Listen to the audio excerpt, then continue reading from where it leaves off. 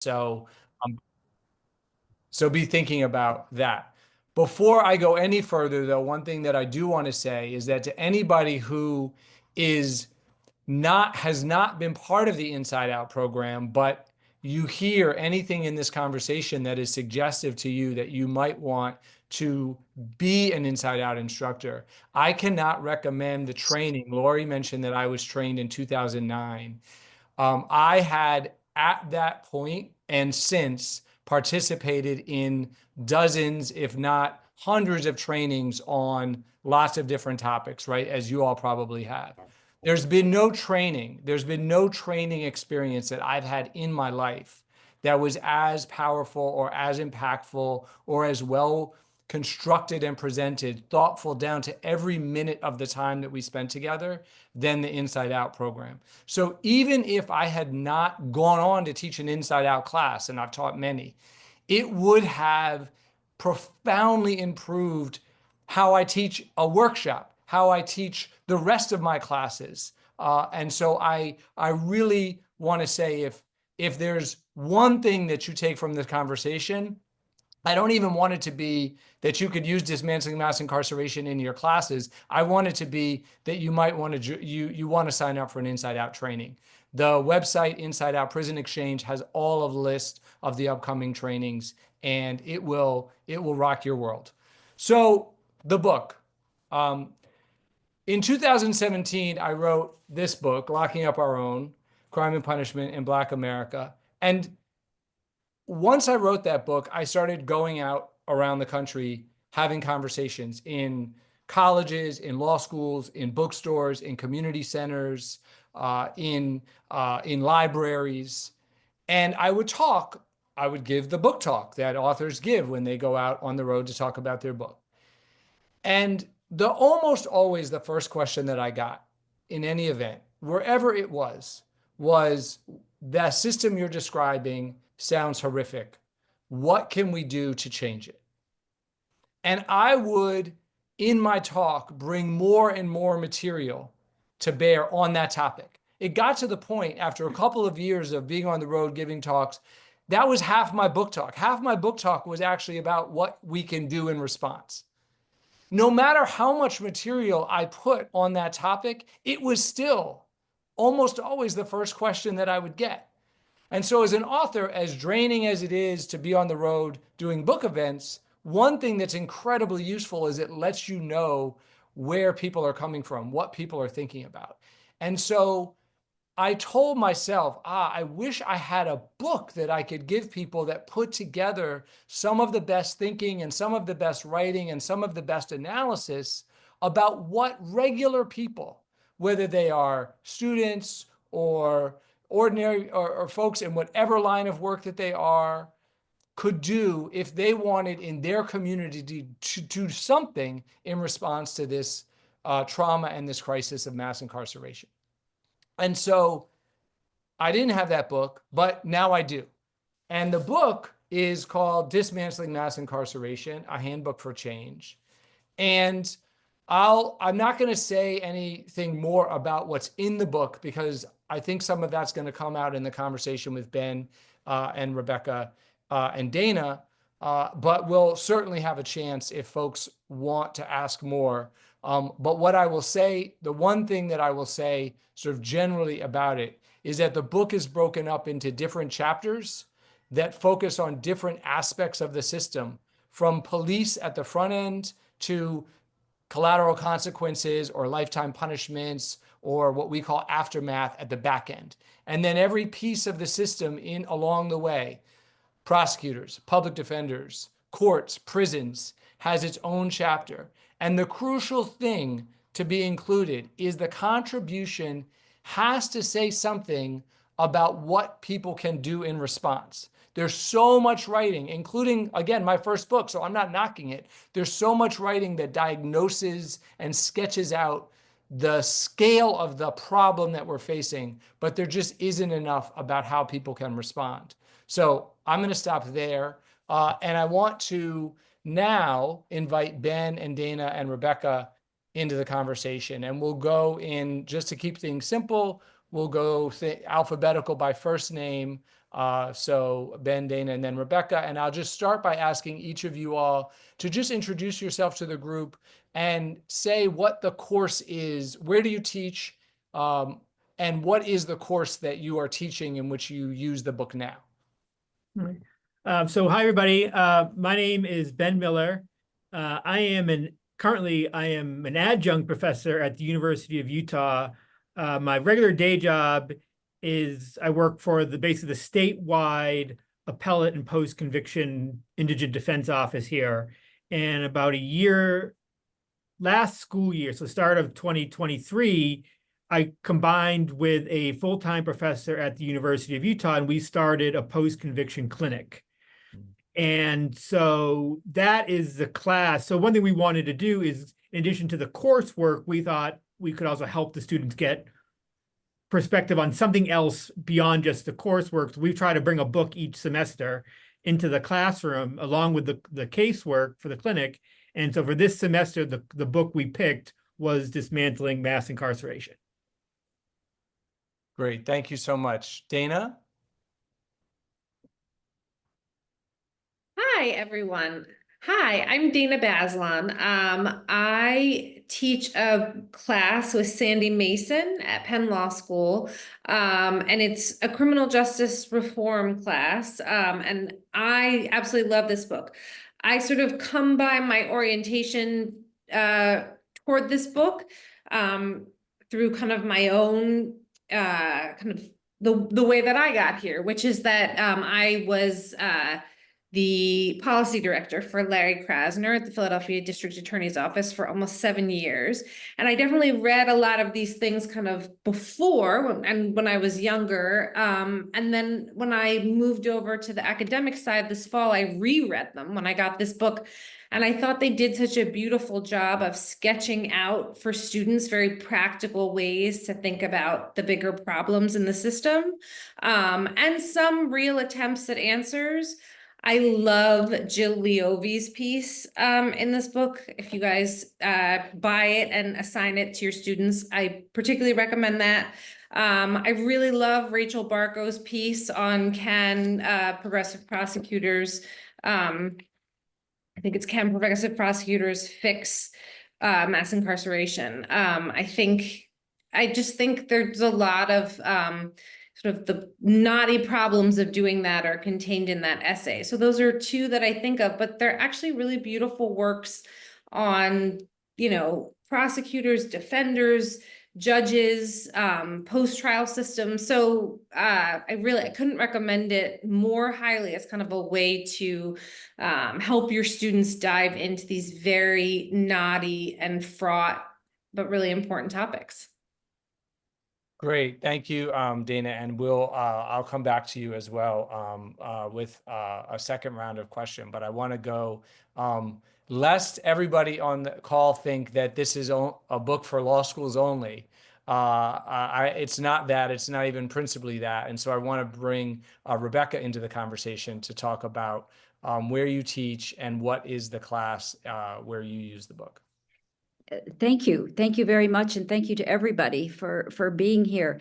Yes, I'm a longtime lecturer at Georgetown University, and I'm actually in the Department of English there.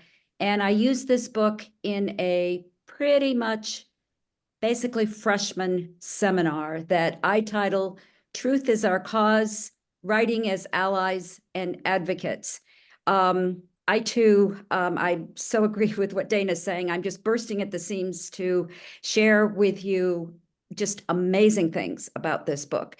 I've taught this course for a long time, and I have had a lot of responses from students. I will say particularly just really quickly, and then I'll tell you just briefly about the course. Responses from students, they come in and they say, I don't have a definite enough audience. I care so much about what I'm writing that I really, really want to work on who my audience is, which of course is music to an English teacher's ears. But anyway, the course is Writing as Allies and Advocates, and we do spend some time thinking about that. We started the course with this book. And we took a while with it because and it was worth every bit of that time that we took. Just briefly, some other texts that we use in the course to orient you. We also look at American Prisons by Shane Bauer. We look at Loving Desmond, which is a mother-son memoir of a young man who is still incarcerated. We look at Paul Butler, who is one of the people I think Dana just mentioned, his article too, that's in this book. He's a Georgetown law professor, and he has come to my class to speak directly to them about Chokehold, which is the book that we read by him. We also then go to Reuben Jonathan Miller's Halfway Home, which pairs really nicely with the aftermath section in this book. And then we're ending with something a little different this year. We're ending with a novel, Nana Kwame Ajay Brenna's novel, Chain Gang All-Stars. So it's, you know, it's literature, but it's also a little bit avant-garde in that way. So the main point of the course is while we're reading all of this, the students are also reading very short excerpts of a group of what I call truth theorists. Because if I use the word philosophy to freshmen, it's a little bit like, oh, what are we doing? We're doing this and this. So we start with a cave, that idea of being curious, you know, getting out of our comfort zones. We do a little bit of deductive reasoning through Aristotle, also bringing in some Nietzsche, which is just wonderful for reminding us that the myths, the discriminations, the prejudices, where did those actually start? Where did we get these? So how do we have to think newly? And then we end with Hannah Arendt and also some Michael Dyson, which again, just more modern, more current people who help us what I'm trying to get the students to do is to investigate, to explore, but then to be able to understand how they know what they know. So when they're writing a petition or they're writing a reflection, they can draw connections between like this book and how they're approaching it. Great. Thank you, Rebecca. I really appreciate that. Ben, if I could circle back to you, could you mentioned this in the beginning kind of a little bit, but maybe you could just say another word about how you chose Dismantling Mass Incarceration as the book for this year, and how you use it. How do you use it in the classroom? So how we use it and why I chose it. So since I've only been out here, I'm not from Utah. I'm an East Coast person. And since I've been out here about 4 or 5 years, we've kind of noticed that there's so much this idea of the system works, a general perception, and that there could be things be better, but maybe the system works, and maybe defense lawyers and prosecutors are similar. They're just two sides of the same coin. And so since I've been here, we've really been trying to make sure there's a different message coming out of the law to law students. And so in addition to doing the clinic, we wanted to bring books to our students that really showed them that. And so like we've used Mayor Mkaba's book. I feel bad, I'm blanking on the name. It's right behind me. Oh, We Do This Till We Free Us. We used Stephen Bright's book, Fair Too Much Justice, and we used Prison by Any Other Name in the past. And so that's kind of like in general what we're looking for, books that are going to touch on various different pieces of the problem. And so when I got this book, I think, and I echo what people said, it's a wonderful book. I read it. It did not even take me the whole weekend. Like it literally was one of those books I couldn't put down. I read the whole thing very quickly. And as soon as I finished it, I emailed the professor I teach with and said, this is our book for this semester, precisely because of how it's laid out. It's laid out, actor by actor. And then not even by actor, it's then giving you different points of view within each piece. So it was an ideal vessel to get students thinking, which is what we want. We want to spark conversation in the classroom on this issue. So like Dana mentioned, Jill Leovi's piece about police, and I thought that was such a great example because that really, I thought, contrasts to some degree with another piece that was right before it by Derek Purnell, about how she became an abolitionist. And that's such a theme of the book, is that here are the problems, and there's not always one viewpoint or one solution. Here are how different people view things, and now let's discuss what we think. And so we've used it kind of week by week, going through the different sections, and allow students what they think, what they learn. And then what we're going to end with is start to ask students, if you were going to write the sequel to this book, what are other sections you might want to get into? And so we know, like in Utah, we have really, really strong, quote unquote, victim rights movement. And so that's absolutely one thing students want to, how they would approach if they were going to do a chapter on victims' rights. Another student I know wants to do on crimmigration, and another one on like sex offender registries. And so like we're using the book to discuss itself and then to start looking at other aspects of the criminal legal system. That's great. I really, really appreciate that. And I'm going to ask a question, and I definitely want to invite Sarah, who put in the chat, Sarah, that you're teaching this in Inside Out right now. So if you want to join in the conversation to share that, I think folks would love to hear that. The question that I want to really put to the group is captured a little bit, Ben, by what you said, as well as by a comment from Caitlin, most recent comment in the chat. When we put the book together, one of the things that we hoped, I told you my origin story, right? It's just I wanted to have something to give people who were asking me in the talks, what can I do? One of my co-authors, Maria Hawilo, she has a different origin story for the book. Her origin story is as a teacher of a class on mass incarceration, wanting to have a set of materials that brought together some of the most powerful and provocative pieces, especially on this question of how might we respond. And so she went into it very much like, we want to create something that is useful for teachers. And one of the things that we all, the three of us, Maria and Premal and I, all said is we want to have material in there that can be fodder for discussion and disagreement. Now, it's not wide open disagreement in the sense that there's no one in the book, for example, who says, well, we need to lock up more people. We need more solitary confinement. Our prison system needs to be bigger and our sentences need to be longer. Like that, it's not every perspective in the universe that is represented. What the authors share, again, is some sense that our system is too big and too punitive. But they don't agree on how to respond. And as Caitlin's comment suggests, and Ben, you seem to sort of gesture towards, one of the things that we were hoping is that there's material in here, for example, in the chapter on police and in the chapter on prisons especially, there's material from people who identify as abolitionists, and there's a material from people who identify as reformers.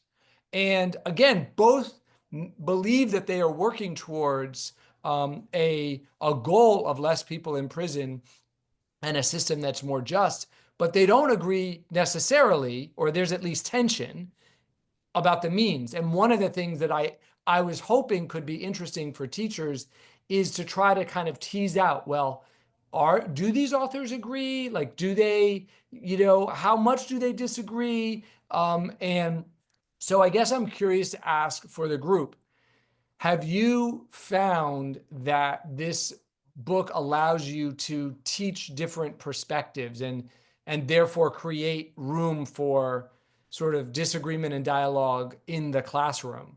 And maybe, Sarah, I will put that question to you first, if you're willing to come off mute and join us. Sure, absolutely. And the answer is a resounding yes. There's a lot of room. And one of the things I like is these pieces are so small and distinct, that students can really focus on one, they can focus on multiple ones. And we've spent a lot of time teasing out different perspectives, and nobody agrees completely with everything. I mean, it's been really fascinating. We did read your first book, and so we're looking at this book in the context of, you know, what I think is so powerful about this idea that in our own spheres, we can all do something. And so this dismantling book empowers us to be able to think so broadly across different viewpoints. And next week, we start our group projects in this class, and the students are just raring to go. And in large part because they can see so many different ways to look at things from this perspective. Mm. Thank you for sharing that. Ben, Dana, or Rebecca, do either of you want to jump in either on that question or on the question that sort of Ben teed up, which I think teachers will also be interested in, is are there, you know, how do you incorporate this into your lesson plan? Like I thought Ben had this really interesting idea of, okay, so as an assignment, what's the next chapter, right? You're going to write the next chapter. And Sarah, I don't, you know, in your group projects, I could imagine that could be a really interesting, actually, group project, is to say, collectively identify something that this book, a sphere that this book leaves out, right? Because we cover 6 spheres, but we don't cover everything. So choose one and then figure out what are the readings that you would include. I never thought about that, Ben, until you said it, but I think that's a brilliant, that's a brilliant idea. So yeah, does anybody want to jump in either on this question of sort of teaching disagreement or a concrete idea of how you use the book? Dana, it looks like you're coming off mute. Yeah, no, I mean that sort of teed it up so beautifully. I think my only request about this book would be that you actually think about adding to it over time. And even maybe culling from it.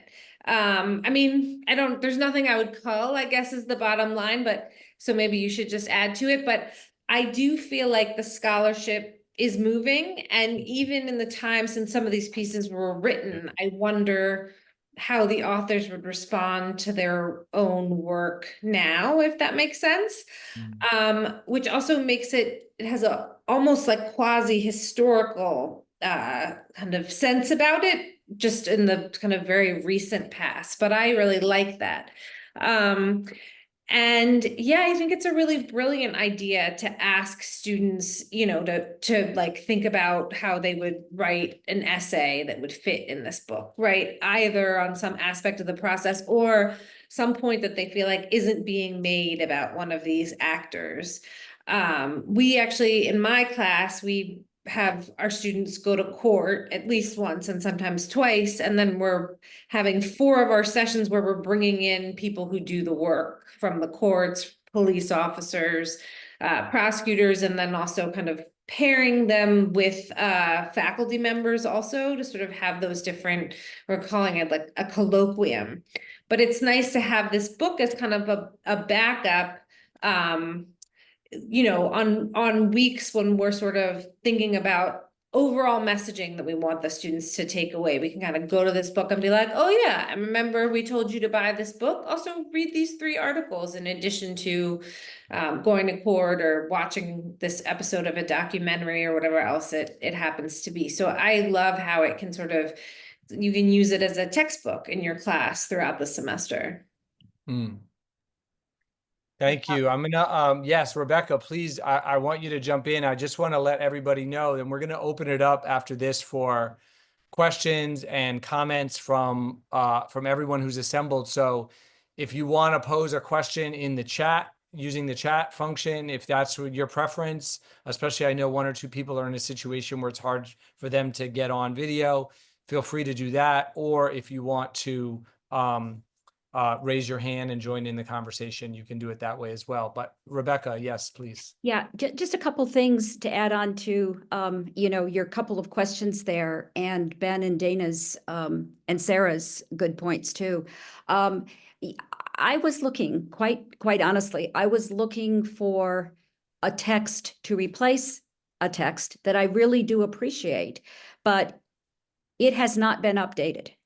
And I'm a real stickler for, footnotes and endnotes and especially anything that's relying on statistics or a lot of facts. I want to be sure that I'm being responsible as a teacher to give where these ideas are coming from and to keep them as up to date as possible. And so one thing that this book does, one of many things that this book does really, really well, is it's very, very clear when something is written. And there is a real range of material coming from, a variety of sources and different times, because just as Dana said, the writing on this is just coming off the wall. The other thing that I think is very important, I'm actually going to try out, Georgetown has asked me to create a lecture where my students will be joining me. We call it, the DC jail calls itself with Georgetown, the Southeast Campus. So the Northwest Campus is going to join the Southeast Campus. And several of the chapters, especially in the last two sections of the book, the aftermath section, and also, the aftermath section in particular, and just some of the realities of like employment, getting employment afterwards. And because this is going to be in November, and the theme is curiosity and imagination. So we're going to be looking at some excerpts from the book. We're also going to be looking at a couple of other short excerpts. There's a really great book called Imagination, a Manifesto, by a Princeton scholar who also runs a lab. And I think that a lot of her ideas about looking forward, and to James' point and the other editor's point, what can we do? Yes, there is something, that we all can do. And so to use the book in terms of a larger conversation with people in the DC jail and the students to think forward. And then the little project, it's kind of shrinking something into a couple of hours. But anyway, will be a joint project of, DC is filled with murals. And this is how DC identifies a lot of itself, and is also, very aware of its different identities. So we're going to create a mural with a little bit of poetry in there too. We'll see what people are comfortable with. So I did want to say that, and I think there was one more thing, just really, just a couple of student responses that I think that, what are students feeling about this text? So as James already said, there's nobody in there saying, yes, we have to create more prisons. But there are many, as Dana said, many different perspectives. And a student who's very, very serious and took every single day that we were with this text extremely seriously, he said at the end, the aftermath section, he goes, okay. And he put his hand on we have a seminar table. He put his hand on the table and he said, I just have to tell everybody, I know I've been reticent about, some of the big changes that we've been debating about in terms of how we're responding. He goes, after reading Aftermath, I'm an abolitionist. And, it was just from this very serious student, it was really telling. And I think that speaks to the organization of the book. It doesn't start there, but it builds to that aftermath section. I have lots of other testimonials, but anyway, it's really thank you. Very powerful. Thank you, Rebecca. I appreciate that. I'm going to share that with one of my co-authors who I know particularly will be pleased to hear it. So the floor is open. If anybody wants to ask a question, Lori, I don't know whether we have a raise hand feature or if you want folks just to unmute themselves and jump in. But please, whatever you want to do to join the conversation, you are welcome with a question or a comment. I think we can use the raised hand function or an actual raised hand. But before we start, James, I wonder, do you use this book in your class? Yes, but we haven't done it yet. So it's on the syllabus. I have it 3. So I'm using it. I'm using it for over 3 class periods. So I teach I'm not teaching Inside Out this semester. So this would be in my first year criminal law class. I have one class period that's devoted to abolition. So what Rebecca just mentioned. And so in that, for that class, I have some of the readings I mentioned from the police chapter. I have a reading by Derica Purnell. It's actually the first reading in the book, How I Became a Prison Abolitionist. Some of you all are probably familiar with Derica's work. That's then followed by a piece that Dana mentioned, Jill Leovy, in conversation with the Marshall Project's Bill Keller. And Jill Leovy makes the argument that we need more police, but we need focus on investigation. So we need police to investigate serious crimes, not to do this prophylactic stop and frisk, throw everybody up against the wall.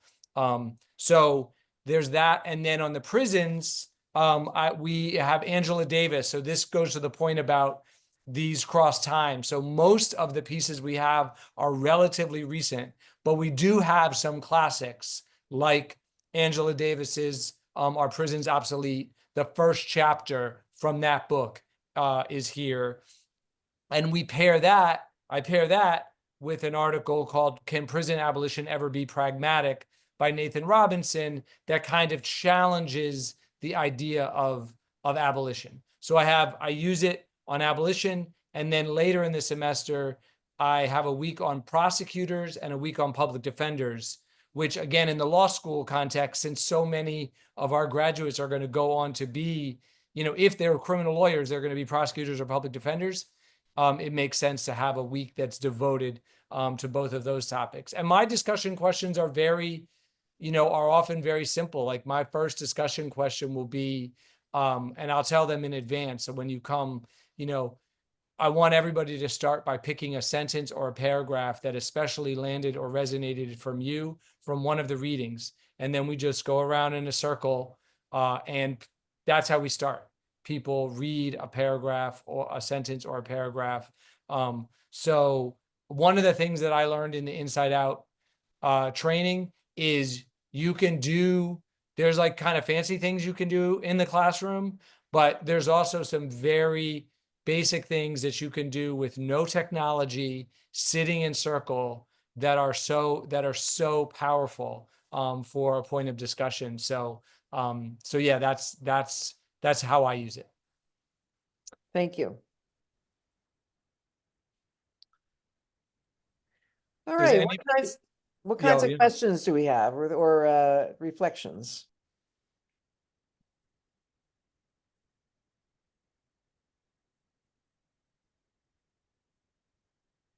Wow, I've never seen a quiet Inside Out Zoom call, Lori. Everyone's taking it in. While people are thinking about a question or a reflection, I'd love to go to one of the to Rebecca, to Dana, to Ben, or to Sarah. Is there anything that has landed for you in terms of how you use the book, or a student reaction, like Rebecca shared a student reaction to the book? Is there anything that you sort of came onto this call feeling like, I want to make sure that I share this, and you haven't had a chance to share it yet? Oh, I guess I'll jump in, because the piece that really was important to me, it struck with the students, is the public defender chapter. As you know, I've been a public defender almost my entire career.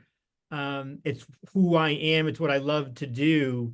And so first, just starting with Gideon, the book starts with Gideon, which is important because it also got students. Ben, say what Gideon is, Oh. because not everyone's a lawyer. In fact, most people are not. Oh, so Gideon is the U.S. Supreme Court that in effect said you have the right to counsel, and if you can't afford counsel, counsel will be appointed to you. And the way Gideon has been celebrated, and very rightfully so, as it is its wonderful opinion. that did this great thing that ensured everybody has an attorney no matter what. But then the rest of the chapter kind of made students and even myself realize, are there things about Gideon that led to either unforeseen consequences or set us up for failure, or didn't do all the things that we think Gideon should do? So it really has taught my students and myself the importance of reading opinions or reading anything and always keeping a critical eye and always thinking, what is the next step once you have this? And so, the chapter on public defense, I teach my students with my heart on my sleeve. And so the good thing about that chapter is it gave the students a little bit of the other perspective, like Paul Butler's piece on, as great as public defenders are and can be, is it in some extent putting, a Band-Aid on a problem or helping to cover up a problem? And so, and I think that is really, and that there's some of that in every chapter, that it really can get you to look at something in a way, even if you agree with the big picture, can I look at it in a way I never did? And how do you make sure everyone is always thinking, to go beyond kind of your initial knee-jerk reaction or opinion to something? And so I thought, for me at least, that chapter, we spent so much time on that chapter in part because so much of it spoke, I think, to me and my professor I work with and the students, and got us thinking through all sorts of different implications of things we might not otherwise have thought of. That's great. I appreciate that. And Dana, Rebecca, or Sarah, if any of you all want to jump in, feel free. I do see a question came in the chat that I would like to try to respond to. So Samuel says that they're in a library, but they say that they know the book is still recent, but are there any particular texts that have come out since the book was edited that you'd want to include in a version 2.0? Are there any chapters that you think of in a dramatically different way than when we initially included the piece? I would say, sort of in response to the second question, not so much that there's any chapter that I think of in a different way, but kind of following up on Ben's point, the chapter that in a lot of ways I find the most challenging to me personally is the public defender chapter, because I know in my mind, there's always sort of been two ideas around public defenders. One is the reason why I wanted to become a public defender, which is that I viewed it as the civil rights and racial justice work of my generation. My parents met in the 1960s in the Student Nonviolent Coordinating Committee, and they were an interracial couple at a time when those marriages were banned in many states in the country. And their generation changed and transformed America. But even with all the progress that they made, when I was graduating from law school in the 90s, one area where things had gotten worse was our criminal justice or criminal legal system. Incarceration rates were higher in the 90s than they were under Jim Crow.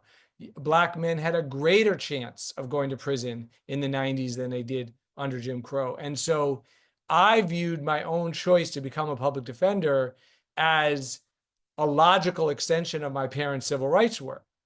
Then, of course, and when you are a public defender, you know that there's some doubt in the system about your role. But where you really learn the doubt is when you go teach Inside Out.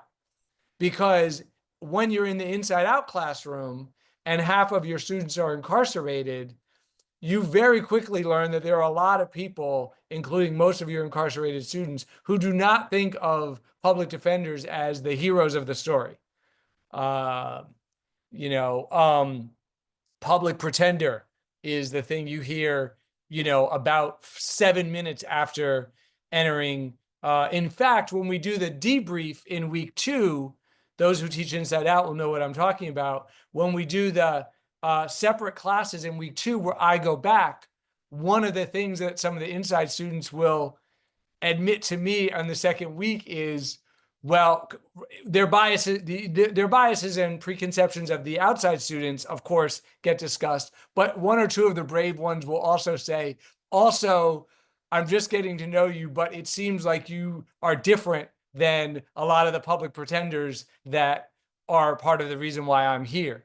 So you realize as a teacher that there's this critique, but I kind of thought those were the two critiques, right? Like one is we're the heroes, the other is, well, they did a lousy job. But what Ben is pointing out is there's this third critique, which says, even when the public defenders are doing a good job, right? Even the best version of the public defender, at some level, you are legitimating and legitimizing this system, right? And that critique is one that I wrestle with still to today. Like, as I sit here right now, I wrestle it. I still ultimately don't agree with it. I still think that going and being a public defender, being a good, righteous, zealous, adequately funded public defender is some of the most important work that you can do and makes a contribution to dismantling mass incarceration. But I do have to at least sort of live with that critique. I'm going to answer the other part of your question, Samuel, but I see that Dana has gone off mute. And so I want to let Dana jump in the conversation because she's worked in a prosecutor office, works as a public defender. And so I'd love to hear how that lands for you. Yeah, no, I mean, I started my career as a public defender and I was a public defender for 3 years. And quite honestly, part of the reason that I left after 3 years was I felt like I couldn't see the difference that I was making. And sometimes it felt as if the tiny amounts of time I could spend for each client, I was sort of standing up there and my presence was the thing that was allowing the system to kind of grind on. And it really bothered me. And then I went on and I was a defense attorney and I did civil rights work. And then when Larry Krasner ran for office, I joined his office just mostly because I felt like it was this tremendous opportunity to actually try and do reform. You had somebody, a criminal justice system was sort of notoriously problematic in Philadelphia, and somebody was just going to come in and clean house and try to fix stuff. And that seemed super exciting to me. Listening to you, James, it is funny to think about like that idea of being a vessel of the system and thinking about how that was how I also felt as a DA after 6 years and why I moved on this fall. And now I'm at the Quattrone Center at Penn Law School because I think it really does take something out of you. All of that being said, I get so excited when I hear that my students want to be defense attorneys or DAs. And I think, wanting to grapple with how the system is and, how it can be as good as it can be, because it definitely doesn't help when we have only bad people going to be prosecutors. That is not making anybody's lives better. And so, to make that compromise, I guess, to be willing to do that really hard work in a very imperfect system is it's real service. And to the extent that a book like this really encourages people both to think about doing the work on either side, but also kind of makes them think critically about what that means, I think is super meaningful. Thank you. So in response to the first part of the question, and then Lori has a great question about progressive prosecutors, and I would love to have that. But I'll say, so the first part of Samuel's question was, are there any particular texts that have come out that you'd want to include in version 2.0? Since Dana already put on the table that we should have that. I won't, not so much particular text, but I can tell you that there are 2 chapters. So as when you co-edit, everybody has like, right, a thing that is like their hobby horse, right, that they're passionate about. And for me, one of the things is it could not be too long. I am very frustrated by kind of academic books that are like this thick, you can barely like carry them around. And so I wanted it to be something that you could just, hold in your hand. And they decided to release it initially on paper as paperback, which I think was exactly the right decision. A, it makes it easier to get inside to prisons. B, it makes it less expensive for students and to assign in the classroom, all of that. So, but the 2 chapters that I had to give on were a chapter on juvenile justice that I wanted to have, which we don't have, and a chapter on excessive sentencing and second chance sentencing. So I wanted to have a chat, and sorry, there were really 3, and I wanted to have a chapter on probation and parole, which really could have been 2 chapters, a chapter on probation and a chapter on parole. So already now you're at 4 chapters, right? Juvenile justice, excessive sentencing, probation, parole.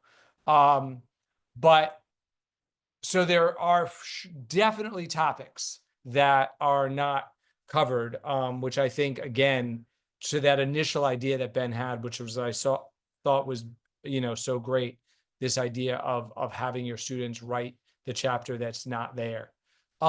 Lori asked about progressive prosecutors. She says, I'm wondering where progressive prosecutors fit into the picture on a national level. And I'll sort of give a little bit of an answer to that. Dana, invite you to join, and then Lori, if we've kind of missed part of the motivation behind the question too, feel free to follow up and to jump in. For me, the progressive prosecutors question, it was crucial to have a chapter on prosecutors, who a lot of people argue are the most powerful actor of all of the actors in the system, the most powerful single one. And this is an example of something where the chapter would have looked completely different 10 years ago from today. Because 10 years ago, back in the 90s, when I was practicing and into the 2000s, there was just nobody who was running on a campaign that says, I want to incarcerate fewer people. I want to make sure that the attorneys in my office are putting on the record how much it's going to cost to somebody to incarcerate somebody for every year that they're incarcerated, and make the case that it's going to be justified. I'm not going to prosecute low-level drug offenders. I'm going to open a conviction integrity unit to take a look at wrongful convictions that have taken place in my office. I'm going to open a conviction sentence review unit to actually look at people who maybe they're guilty, so there was not an erroneous prosecution, but the sentence they got is wildly disproportionate. We can see now, right? All those things are that and more are things that people have run on under the progressive prosecution mantra. So in my mind, it's a very welcome moment. It's also a moment that allows for local community mobilization, because a lot of these races are low turnout races. I mean, I remember when Krasner, and he's not the only one, was running. And I remember being in conversation with advocacy groups in Philadelphia who were debating whether or not they were going to go knock doors for somebody who is going to be a prosecutor, because their whole life's work, right? And Laura, you were involved, undoubtedly, you're aware of these conversations as well. Their life work was getting people out of prison, and they were just debating whether or not they could ever ask people to cast a vote for somebody who, even if they were better, was going to go to court and ask for people to be locked up, right? And so I'm excited about this moment. And I think what the book raises is both the power and potential, but then also the critiques, right? The book, that chapter has critiques from people who say, look, a lot of people are running, claiming to be progressive prosecutors, but they're not actually delivering. So they're taking up space, they're taking up the kind of reform energy, but they're not delivering real tangible change. There's other people who say that, what really would be a progressive-minded prosecutor is somebody who, in addition to everything else, says, I'm going to work to shrink my own budget. Like, my goal is to have my office be smaller, because I think that prosecutors should have a smaller role. There aren't a lot of, I'm not sure, there's maybe 1 or 2, but I have not heard of many prosecutors, even the best ones, say that, right? They're often saying, well, give me more resources and I'm going to use the resources for good, right? Which is what I think is true as far as it gets you, but what happens if they're replaced by somebody else who is not going to use those resources for good? So these are like some of the conversations that come up. Dana, did you want to jump in on that at all? I have so many thoughts in response to that, but I think that part of what people maybe don't see is that progressive prosecution and just certain norms have actually shifted quite a bit. I feel much more optimistic about kind of where prosecution is, even than I did 5 years ago. Even the way I hear people talk is different. And here I recommend the work of Hannah Schaefer at Harvard, who just did this really interesting study looking at prosecutor offices. And it actually shows that like from the 90s to now, prosecutors have been decreasing racial disparities. They were increasing them in the 90s, and then it shifted, and now they seem to be actually making them better. I think that young, educated people right now have a lot more sense about sort of basic racial injustice than they did when like the garden variety line ADA did 20 years ago. And I'm not saying that's true across the board, but I actually think norms have shifted. And I also think there are 120 prosecutors' offices in this country that have active CIUs. Now, I will be honest, they vary in terms of how much work individual CIUs get done. But the fact that people are starting them, the federal government is funding them, I think kind of shows that, and believe me when I tell you, the system is still so messed up in so many ways, and there are so many problems. But I actually think that progressive prosecution, kind of criminal justice reform, and everything that happened after George Floyd had impacted the way people think maybe more than we understand, kind of, I don't know, in the day-to-day, let me say that. I mean, but I also very much see the shift that is occurring in response to the crime wave of the last few years, and the fact that people are backing up in certain spaces. I would love to see a sequel to this book kind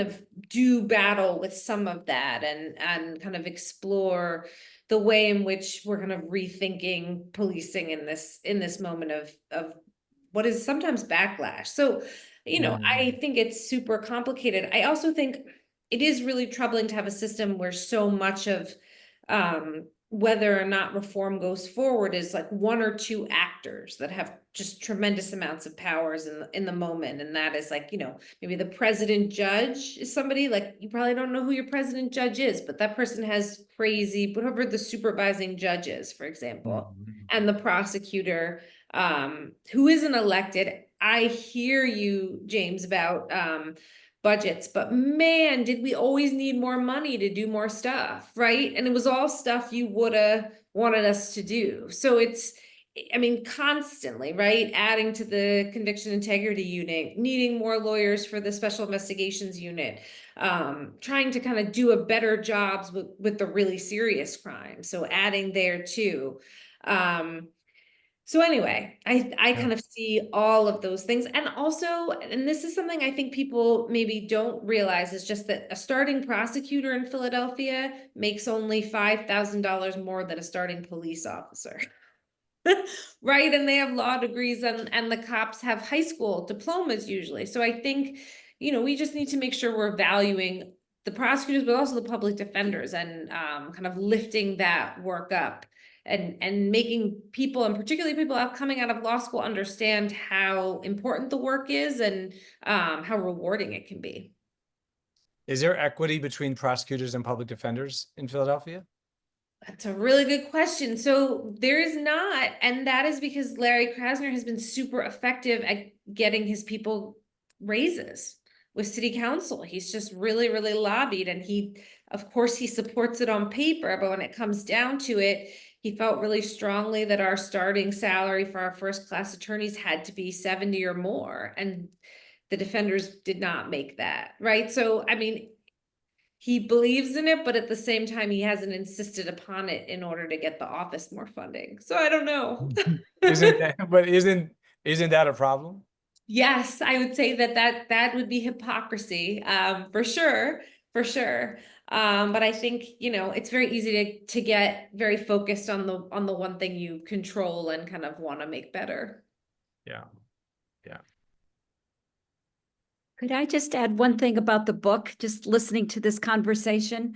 One of the things that my students got really discouraged about was reading the huge amount of discretion. They were just amazed that prosecutors are given. But then when we got to closer to the end of the book, in the section on judges, and there's a wonderful 2021 article in here by Nancy Gertner as a judge, Reimagining Judging, where she talks about a case in which she goes off the books, so to speak. She's looking at the case specifically before her instead of following more of the rubric, traditional rubric.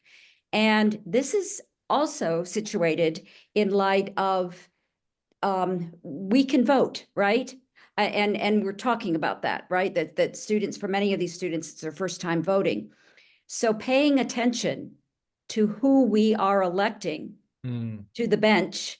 And that goes back, James, to something that you said about the book, you and your fellow editors, that was so important. And I think it just keeps being reinforced. What are different things that no matter who we are picking up this book can be more aware of how we can, contribute positively to making some really important changes. So anyway, I just wanted to, I know we're talking about prosecutors, but I just was thinking about the judges too there.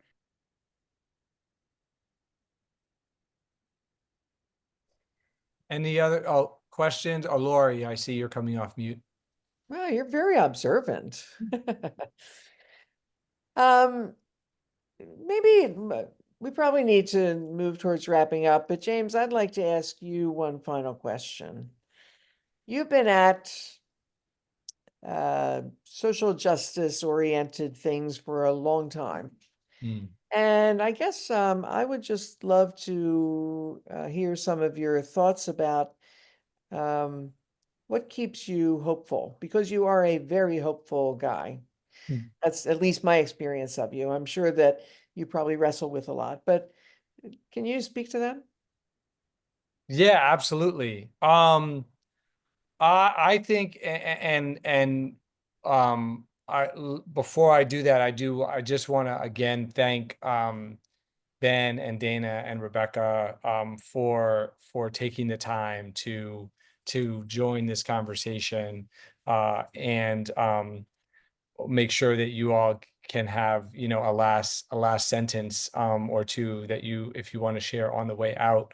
But to respond, Lori, to your question, I would say for me, it comes from really, I guess, two things. One, those of us that work in this space, right, that work to resist mass incarceration, who teach in prison, who are in some way active and care about this issue, we are the kind of people that absorb when there are problems in the world, when there are unfair things happening. We're the kind of people that are drawn to that, right? We're drawn to those issues. We're not the kind of people that turn away, that ignore, right? That look away. As a result, that means that we end up carrying a lot of trauma and burden and heaviness with us because we work in it, we're around it, and we care. And that is for me too. So what I often try to do is I look at areas where there has been real and substantial progress. So when I was in law school, the first person that I ever went to see talk about the criminal legal system was a lawyer from Montgomery, Alabama, who was kind of lawyer famous, but not even really. And he was definitely not Oprah famous. And his name was Brian Stevenson. And he was talking about the case that eventually became the case that was the case in Just Mercy, the book and the movie. And when he came to speak to our law school, the United States was 3 years away from hitting the peak of the number of people sentenced to death by execution in a year, which was 315. At the time that he came was 290. People like Brian and other people that are, on this call and that and people like other lawyers and people, Sister Helen Prejean, and activists and community members and families of people on death row and families of people whose loved ones were victimized, and that victimization was used as a basis to send somebody to death row. There was a multi-decades movement to try to resist this thing. And it succeeded. It is succeeding. So there were 315 people sentenced to death in 1996 in this country. Last year, there were 21. That's a 90% decline in the number of people sentenced to die sentenced to die every year. In our juvenile system, which is the place that I work more directly, when I was, again, a public defender, the country was falling over itself to lock up more and more and more young people and to house them in ever harsher conditions, boot camp and everything else. A generation of people, like the generation that fought against the death penalty, has been fighting against juvenile incarceration. I have an article that's coming out on this in a couple of months. The peak of the number of people incarcerated in this country, the number of young people, was 2000. In 2000, 500,000 young people went to a juvenile prison every year. 500,000 a year spent at least a night in a juvenile prison.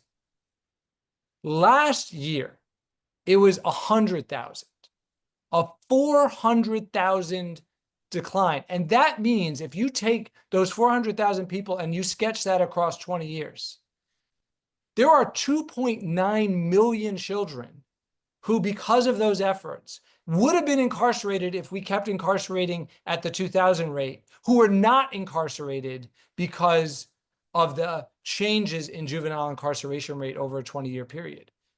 3 million people, disproportionately Black, disproportionately poor, saved from the juvenile system. That's a massive accomplishment.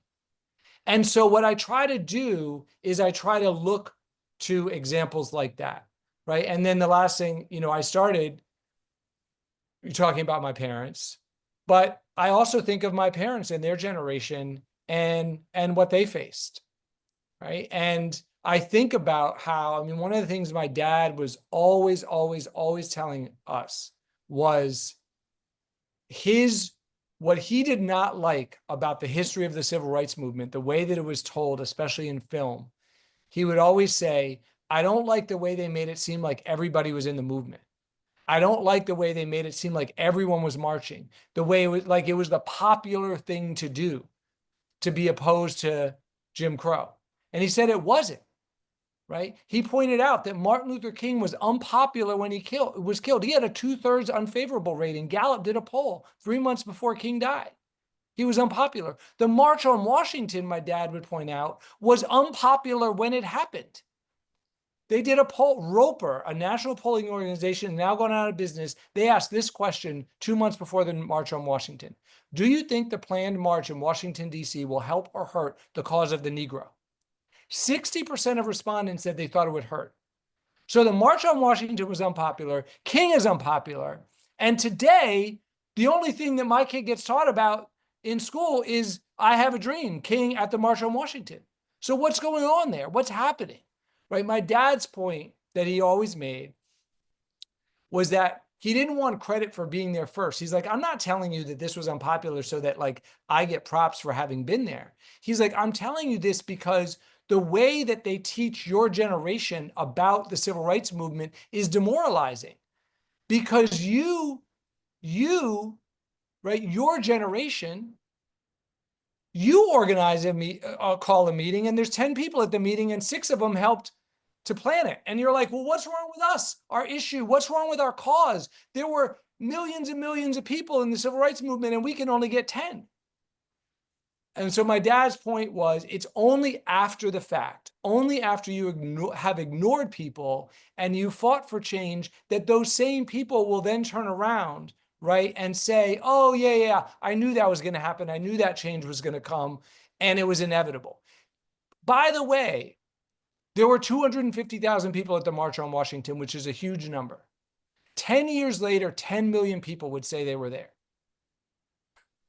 Right? So what's happening here? My dad's point is, don't let the size of the crowd be a measure of the righteousness of your cause. And I have always taken that as my kind of sense of hope and my sense of inspiration. So for me, it's my parents and their legacy, plus the real concrete things that I can point to, where advocates and activists and lawyers and community members have made a difference that kind of keep me going. Beautiful, beautiful. So Ben, Rebecca, Dana, do you want to say any last things before we wrap? I mean, honestly, I think that it was a fantastic way to end. I wouldn't dream of adding on to it. I agree.